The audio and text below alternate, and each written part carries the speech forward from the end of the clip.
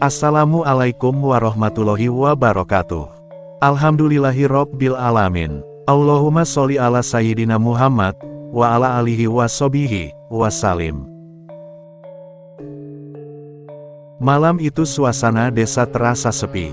Angin bertiup kencang, ranting-ranting pohon bergerak pelan, bulan tertutup awan, menambah kesan angker. Di pinggiran desa, berdiri sebuah pohon asam tua. Bayangannya tampak seperti raksasa yang mencekam. Orang-orang desa jarang berani mendekati pohon asam tersebut. Mereka percaya, siapapun yang lewat sendirian, pasti akan diganggu. Ada yang mendengar suara tawa, ada yang melihat bayangan besar, bahkan ada yang jatuh sakit setelah lewat sana. Namun, Wali Paidi berbeda. Ia tidak takut pada pohon, tidak takut pada bayangan, tidak pula takut pada cerita-cerita. Baginya, semua makhluk, baik yang terlihat maupun yang tidak terlihat, tetap ciptaan Allah. Dan semua ciptaan Allah harus dihormati, bukan harus ditakuti. Malam itu, Wali Paidi sengaja berjalan, menuju pohon asam tua tersebut. Dengan langkah santai, ia membawa sebotol kopi, sebungkus rokok, dan sebungkus roti di tangannya. Sampai di bawah pohon asam, Wali Paidi duduk bersila. Angin berhembus lebih kencang, suara burung hantu terdengar dari kejauhan. Orang biasa mungkin sudah lari terbirit-birit, tapi bagi Wali Paidi, ia justru tersenyum. Assalamualaikum. Kalau memang ada penunggu di sini, mari kita berbincang, jangan cuma menakut-nakuti orang desa. Kalau butuh teman ngobrol, saya siap jadi teman ngobrol. Sunyi, hanya suara daun bergesekan. Tiba-tiba udara di sekitar pohon terasa lebih dingin, daun-daun bergerak liar tanpa angin. Dan perlahan dari balik batang pohon yang gelap, muncul sesosok bayangan tinggi besar. Matanya merah menyala, wajahnya menyeramkan, tubuhnya diliputi kabut hitam. Ia menatap Wali Paidi dengan tatapan tajam. "Apa kau tidak takut, manusia?" Suaranya berat, bergema di telinga. Wali Paidi tersenyum tenang. "Takut? Untuk apa takut? Kalau kamu makhluk Allah, aku juga makhluk Allah. Kenapa aku harus takut sama saudara sendiri?" Makhluk itu terdiam. Tak ada manusia sebelumnya yang berani menatapnya dengan tenang. "Siapa kamu?" tanya makhluk itu. "Aku Paidi, orang yang suka merokok, dan juga tukang ngopi," jawab Wali Paidi santai, sambil membuka bungkusan roti. Makhluk itu mengerutkan kening. "Kamu datang kemari mau apa?" tanya makhluk itu lagi. Wali Paidi menggigit rotinya. "Mau ngobrol, katanya kamu sering ganggu orang. Aku penasaran, apa kamu tidak bosan menakut-nakuti manusia?" Makhluk itu terdiam. Untuk pertama kalinya, penunggu pohon asam merasa ada manusia yang mengajaknya bicara dengan tenang, tanpa doa-doa pengusir, tanpa bacaan yang menakutkan.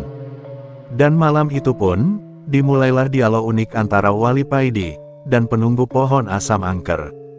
Sosok tinggi besar dengan mata merah itu berdiri di hadapan Wali Paidi.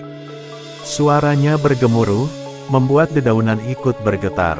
"Manusia, selama ratusan tahun, aku menjaga pohon ini. Aku bukan sekadar menakut-nakuti, pohon ini adalah wilayahku. Setiap orang yang lewat tanpa izin, aku usir, bukankah itu wajar?" Wali Paidi mengangguk pelan, lalu meneguk kopinya. "Wajar bagi siapa? Kalau kau merasa pohon ini milikmu, bukankah itu salah? Pohon ini tumbuh bukan karena kau menanam, bukan karena kau merawat. Pohon ini ciptaan Allah bukan?" Makhluk itu terdiam sejenak. Tatapannya masih tajam, tapi ada keraguan di sorot matanya. "Aku sudah di sini, jauh sebelum manusia-manusia itu datang. Aku diberi tugas menjaga tempat ini.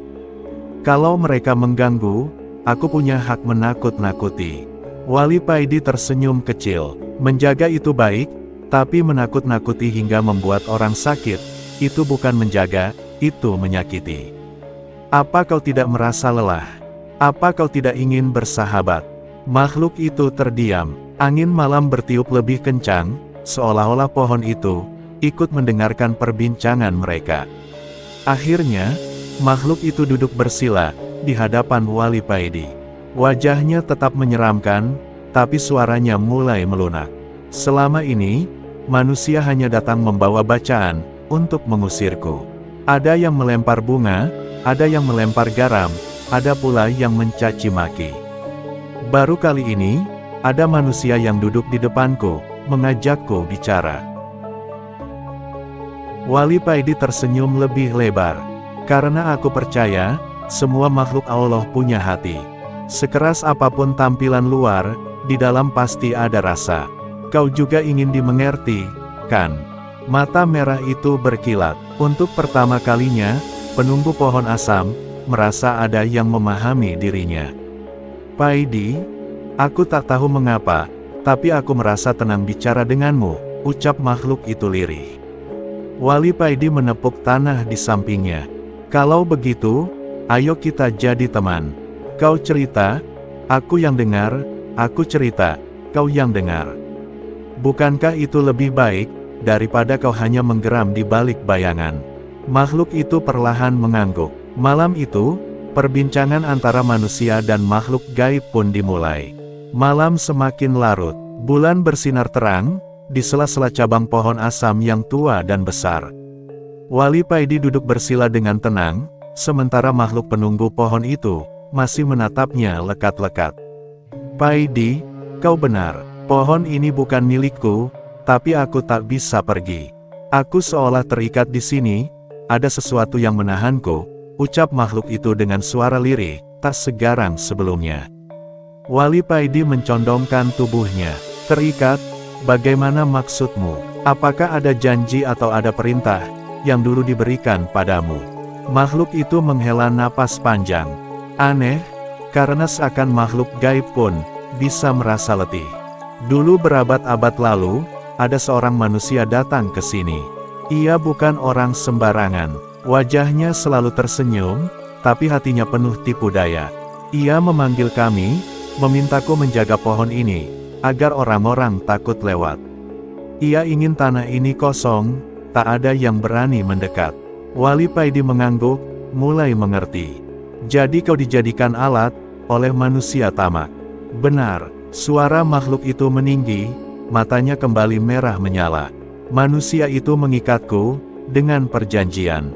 Ia memberi sesajen, memberi darah, lalu mengikatku agar aku tetap di sini. Aku ingin pergi, tapi selalu kembali terhantam pada pohon ini. Aku bagaikan tawanan, Paidi. Wali Paidi menatap penuh iba. Subhanallah, ternyata kau juga korban. Orang-orang mengira kau jahat, padahal ada yang lebih jahat di balik semua ini, yaitu nafsu manusia. Makhluk itu menunduk. Iya, aku ingin bebas. Aku ingin kembali menjadi makhluk yang hanya berzikir pada Tuhanku, bukan menjadi momok bagi manusia. Tapi aku tak mampu memutuskan rantai ini sendiri. Wali Paidi menutup matanya sejenak, lalu bersolawat dengan lembut. Udara di sekitar pohon asam seolah berubah dari menyeramkan menjadi lebih sejuk. Kalau begitu, biarkan aku bantu. Tapi satu syarat, kalau kau bebas, jangan kembali menakut-nakuti manusia. Jadilah makhluk yang mengingat Allah, yang mendoakan kebaikan bagi orang yang lewat. Bisakah kau berjanji? Mata makhluk itu berkaca-kaca, meski wujudnya menyeramkan. Paidi, kalau kau bisa memutuskan rantai ini, aku akan berjanji. Aku akan mengingat nama Allah, dan tak akan lagi menakut-nakuti manusia. Wali Paidi tersenyum tenang. Kalau begitu, kita akan mulai. Suasana semakin hening, hanya suara daun asam bergesekan, seolah menyaksikan sebuah rahasia besar yang akan segera terbuka. Wali Paidi duduk bersila di bawah pohon asam. Ia merapatkan tangannya, menutup mata, lalu mulai melantunkan doa-doa dengan suara pelan, namun penuh kehusyukan. Bismillahirrohmanirrohim. La haula wa la quwata illa billahil aliyil azim. Angin tiba-tiba bertiup kencang, ranting-ranting pohon asam bergerak keras, seolah ingin patah. Makhluk penunggu pohon itu menjerit, tubuhnya bergetar, cahaya merah di matanya semakin redup. Paidi, apa yang kau lakukan? Ikatan ini terasa panas, aku tak kuat, serunya dengan nada penuh penderitaan. Wali Paidi membuka matanya, menatap dengan tenang. Aku hanya membacakan doa, doa yang akan memutuskan rantai jahat yang mengikatmu. Bertahanlah, jangan melawan, biarkan cahaya Allah masuk ke dalam hatimu. Makhluk itu menggeram, tapi bukan marah, melainkan menahan rasa sakit. Tubuhnya yang tadinya tampak hitam pekat, mulai memudar, seakan ada asap yang keluar dari balik wujudnya. Tolong, Paidi, jangan tinggalkan aku. Wali Paidi mengangguk. Aku di sini. Aku tak akan pergi sebelum kau bebas. Ia lalu mengangkat kedua tangannya lebih tinggi. Ya Allah, Engkau yang maha membebaskan segala makhluk dari belenggu. Jika makhluk ini terikat karena ulah manusia, lepaskanlah dia. Jadikan ia makhluk yang kembali kepada fitrahnya, yang berzikir padamu, bukan menakut-nakuti ciptaanmu. Tiba-tiba, terdengar suara gemuruh seperti guntur, meski langit sedang cerah, dan tanah di sekitar pohon asam bergetar. Cahaya putih keluar dari tanah, melingkari tubuh makhluk itu. Makhluk itu menjerit keras, tapi kali ini suaranya bukan lagi menyeramkan, melainkan seperti jeritan kelegaan. Cahaya itu semakin kuat, memutuskan ikatan yang tak terlihat. Rantai gaib yang mengikatnya, hancur berkeping-keping. Sesaat kemudian, suara malam kembali tenang. Angin berhenti, ranting-ranting pohon asam, tak lagi bergerak liar. Hanya suara jangkrik, terdengar dari kejauhan. Makhluk penunggu itu, kini berubah, wujudnya tak lagi menyeramkan.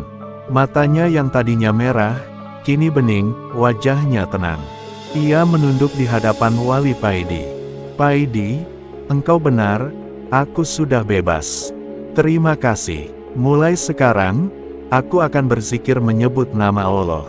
Aku tak akan lagi menakut-nakuti manusia. Wali Paidi mengangguk. Itulah janji yang harus kau pegang. Karena hidup ini, bukan untuk menakut-nakuti, melainkan untuk saling mendoakan. Setelah makhluk itu berubah menjadi lebih tenang, malam di bawah pohon asam terasa berbeda. Udara yang tadi berat, kini terasa sejuk, bahkan damai. Wali Paidi tersenyum, melihat perubahan itu. Sekarang apa yang kau rasakan?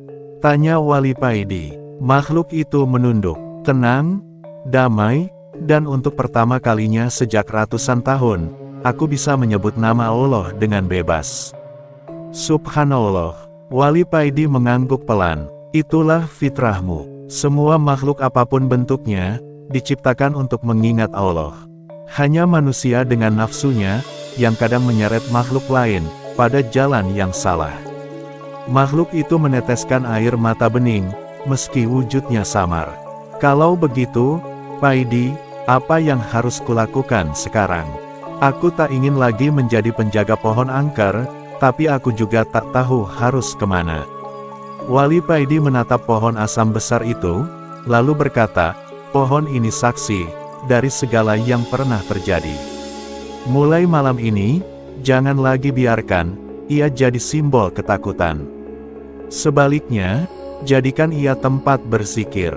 Doakan setiap orang yang lewat, supaya mereka merasa tenang, bukan takut.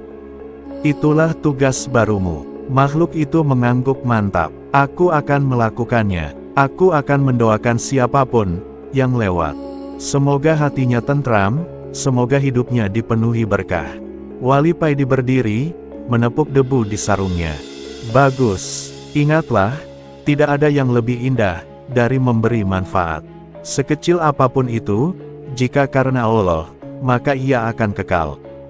Tiba-tiba dari kejauhan, terdengar suara ayam berkokok, padahal malam masih pekat, seolah alam ikut menandai perubahan besar, yang baru saja terjadi. Wali Paidi lalu berbalik, melangkah perlahan, meninggalkan pohon asam tersebut. Namun sebelum pergi, ia menoleh sekali lagi dan berkata, mulai sekarang, pohon ini bukan lagi angker. Ia saksi, bahwa Allah lebih besar dari segala ketakutan. Makhluk itu tersenyum tipis, lalu menghilang perlahan bersama angin malam, meninggalkan suasana damai. Keesokan harinya, kabar menyebar ke seluruh desa. Ada yang melihat Wali Paidi, semalam duduk di bawah pohon asam angker. Anehnya, mereka bilang pohon itu tidak lagi menyeramkan, bahkan terasa teduh ketika dilewati. Seorang warga berkata, biasanya kalau malam lewat sini, bulu kuduk pasti merinding. Tapi tadi subuh, rasanya sejuk sekali. Yang lain menimpali, aku pun merasakan hal yang sama. Pohon itu seperti berubah, tidak ada lagi rasa takut. Warga pun penasaran. Mereka beramai-ramai mendatangi Wali Paidi. Paidi, apa yang kau lakukan semalam? Pohon asam itu kenapa jadi lain? Tanya salah satu dari mereka. Wali Paidi hanya tersenyum. Tidak ada yang istimewa. Aku hanya ngobrol dengan makhluk yang selama ini kalian anggap menakutkan. Ternyata ia pun ingin dekat dengan Allah. Sekarang, ia tidak lagi menakut-nakuti, malah mendoakan siapa saja yang lewat. Warga saling pandang, ada yang terkejut, ada yang bingung, tapi sebagian besar merasa lega. Jadi benar, pohon itu tidak angker lagi? Tanya seorang bapak dengan wajah ragu. Wali Paidi mengangguk, angker itu bukan soal pohonnya, tapi soal hati kita, yang dipenuhi rasa takut. Kalau hati kita yakin pada Allah, bahkan tempat yang kalian sebut angker pun, bisa jadi teduh. Warga terdiam merenungi kata-kata itu. Seorang remaja tiba-tiba berkata, kalau begitu, mulai sekarang, kita tidak perlu takut lagi. Justru kita bisa lewat sana sambil berdoa. Wali Paidi tersenyum puas. Itu yang lebih baik. Jadikan setiap langkahmu sebagai doa, karena doa bisa mengubah rasa takut menjadi rasa tenang. Malam berikutnya, beberapa warga sengaja melewati pohon asam itu, dan benar saja, mereka tidak lagi merasa diganggu. Sebaliknya, suasana pohon asam itu terasa damai, seolah menyimpan doa yang tak terdengar. Sejak saat itu, pohon asam yang dulu ditakuti, kini menjadi tempat orang-orang berhenti sejenak, untuk berzikir sebelum melanjutkan perjalanan. Hari-hari berikutnya, suasana kampung berubah. Pohon asam, yang dulu jadi bahan bisik-bisik penuh misteri, kini menjadi simbol ketenangan. Anak-anak berani bermain di dekatnya, pada sore hari. Orang tua duduk di bawahnya, untuk sekadar melepas lelah. Bahkan musafir yang lewat, memilih berhenti sejenak untuk berdoa. Warga pun semakin dekat dengan Wali Paidi. Mereka ingin tahu lebih banyak tentang bagaimana cara mengubah rasa takut menjadi rasa syukur. Paidi, tanya seorang warga, kenapa dulu kita begitu takut pada pohon itu? Padahal sebenarnya yang menakutkan adalah diri kita sendiri. Wali Paidi menatapnya lembut, karena manusia sering membesarkan bayangan ketakutannya sendiri. Kita takut pada gelap, padahal gelap hanya ketiadaan cahaya. Kita takut pada pohon, padahal pohon hanyalah makhluk Allah, yang berdiri tegak. Yang membuatnya menakutkan, adalah hati kita yang lupa pada Allah. Seorang ibu yang duduk di sampingnya, menghela napas. Berarti selama ini, ketakutan kami hanyalah karena kami kurang mengingat Allah. Wali Paidi mengangguk, betul, kalau hati selalu diisi dengan zikir, maka setan, jin, dan rasa takut, tak akan punya tempat. Yang ada hanyalah ketenangan. Warga terdiam, lalu satu persatu mengangguk, menyadari betapa dalam makna kata-kata itu. Malam harinya, Wali Paidi kembali mendatangi pohon asam. Kini tak ada lagi jeritan, atau aura menakutkan. Hanya suara angin berdesir lembut, di sela dedaunan. Tiba-tiba, terdengar suara samar penuh kelembutan. Paidi, terima kasih. Aku akan menepati janjiku. Siapapun yang lewat sini, akan kudoakan agar hidupnya diberkahi. Wali Paidi tersenyum kecil. Itulah yang seharusnya dilakukan oleh makhluk Allah, untuk saling mendoakan. Ia menepuk batang pohon itu pelan, lalu melangkah pulang. Dan sejak malam itu, Kisah tentang pohon asam angker, berubah menjadi kisah tentang pohon berkah. Tempat yang dulu menakutkan, kini menjadi pengingat, agar manusia jangan mudah dikuasai rasa takut, tetapi hati diisi dengan zikir, dan keyakinan pada Allah.